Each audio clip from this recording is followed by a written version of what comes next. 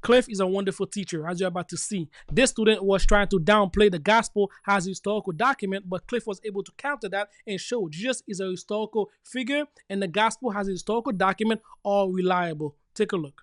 Say from 2,000 years ago, from some men that claim that he rose from the dead, it's about as valid as a children's storybook about, elephants that can fly.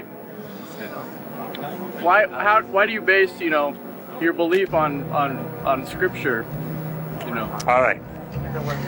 Sir, do you believe Alexander the Great existed? Yes. Did you ever see him? No.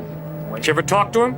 I don't disbelieve Jesus' existence. I disbelieve the, acts that are attributed to Jesus. All right. Well, Alexander the Great lived about 323 BC. The first writings that we have about Alexander the Great are by Plutarch, 400 years after Alexander the Great's life. No reputable historian denies that Alexander the Great really lived, even though the first writing about him is 400 years after the fact. Now, the Gospels of Matthew, Mark, Luke, and John are all written in the first century, 20 to 60 years after Christ lived, taught, died, and rose from the dead. Those Gospels, if you read them, they're not children's stories. The literary style is not fairy tale, it's historical narrative. That's right. So, you read them, and it's very clear that he died. A Roman soldier took a spear and jammed it in the side, and we read that a watery serum separate from clotted blood flowed from the side of Christ. He didn't just lapse into unconsciousness, the dude was dead. They take his body off the cross, they put it in a tomb, wrap it in 100 to 120 pounds of burial ointment and white linen, roll a stone in front of the tomb, set a Roman guard to make sure there's no grave robbers doing any hanky-panky. And his followers all are tucking tail and running. They're scared spitless. 3 days after he dies, the record shows, he appeared risen from the dead to women. Women! Sexism is bad today. It was even worse back then. If you wanted to foist a fable on society that a dead Christ had risen from the dead, you wouldn't put a woman as your first eyewitness. That was not the way to gain credibility in that highly sexist, chauvinistic society. But that's who Christ first appeared risen from the dead to. Then he went looking for Peter, the dude who denied him 3 times, knowing him. And he appeared to Peter. Peter was willing to die, not for a belief.